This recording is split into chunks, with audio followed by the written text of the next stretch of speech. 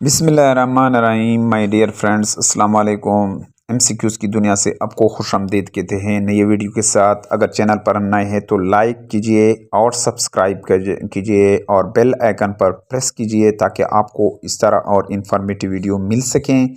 इस वीडियो में तकरीबन 20 तक एमसीक्यूज़ करेंगे। जो जितने भी स्क्रीनिंग टेस्ट है 2022-23 ये सवालात उनके लिए बिल्कुल सेलेक्टेड है और पास्ट पेपर से लिए गए हैं। पहला क्वेश्चन है, under the 1962 constitution parliament of Pakistan was 1962 के आइन में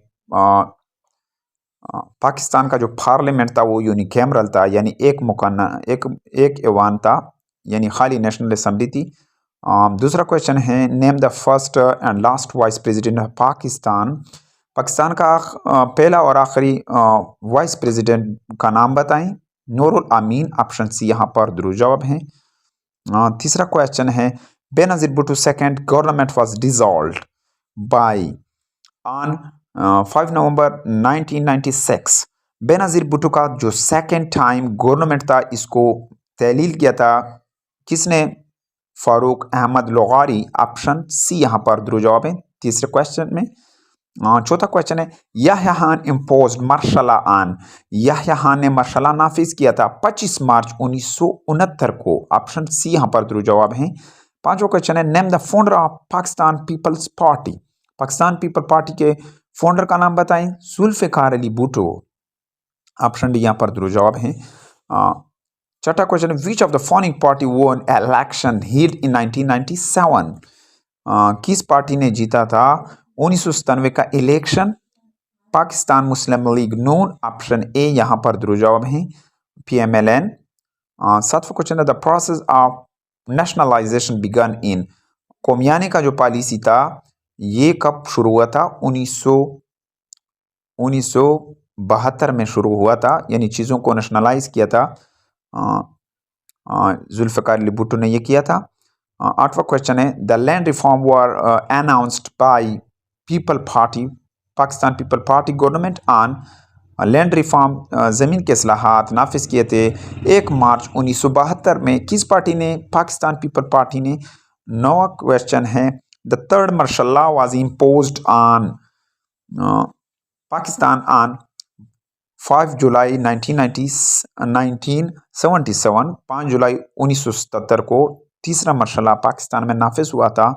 10वां क्वेश्चन है, who impose the third martial law in Pakistan. Pakistan में तीसरे मार्शल लॉ किसने नाफिज किया था? ज़ियाउल हक, ज़ियाउल हक। 10वें में दुरुस्त जवाब ऑप्शन सी है, ज़ियाउल हक ने नाफिज किया था। नेक्स्ट क्वेश्चन की तरफ आगे बढ़ते हैं, when the third martial law was lifted. तीसरे मार्शल लॉ कब छोड़ दिया गया था? 30 दिसंबर 1985, 1985, 30 दिसंबर 1885 को तीसरा मार्शल लॉ जो था इसको लेफ्टेड किया था, छोड़ दिया था। 12वां क्वेश्चन है, जनरल ज़ियाउल हक conducted referendum on. General Zia-ul हक ने रेफरेंडम कराए थे 19 दिसंबर 1984, ऑप्शन ए यहाँ पर दुरुस्त जवाब है। 13 क्वेश्चन है, Mohammad Khan Junejo become prime minister of Pakistan on. Mohammad Khan Junejo वज़ीर आज़म बने पाकिस्तान का 23 मार्च 1985, ऑप्शन डी है। 13 में दुरुस्त जवाब ऑप्शन डी है। 14 क्वेश्चन है, when the 8th amendment to constitution of Pak 1973 was यूनिनॉमियसली passed by. कब 8वीं तरमीम पास किया था यूनिनॉमियसली? 30 सितंबर 1985, ऑप्शन ए यहाँ पर दुरुस्त जवाब है। 14 क्वेश्चन में 15 क्वेश्चन है, the MQM was form during the era of. MQM को बनाया गया था कब? ज़ियाउल हक के दौर में, इरा में। 15 में दुरुस्त जवाब ऑप्शन सी है। 16 क्वेश्चन है, the Ojhri camp incident took place on. Ojhri camp का जो वाक़या था ये कब हुआ था? 10 अप्रैल 1988, ऑप्शन ए यहाँ पर दुरुस्त जवाब है। 17 क्वेश्चन है, the plane carrying general Zia-ul Haq was crashed on. वो जहाज़ जो ज़ियाउल हक को लेके जा रहे थे उसका क्रैश हुआ था, टक्कर हुआ था 17 अगस्त 1988 को। 18 क्वेश्चन है, the US ambassador was killed along with general Zia-ul हक। US एम्बेसडर सफ़ीर जो जिसका इंतकाल ज़ियाउल हक के साथ हुआ था, उसका नाम अर्नाल्ड रफ़ील। ऑप्शन बी यहाँ पर दुरुस्त जवाब है। 19 क्वेश्चन है, the election for national and provincial assembly were held on which of the following dates in 1988। कौमी और सूबाई असम्बली के लिए इलेक्शन इंतखाबात कब कराए गए थे? 1988 में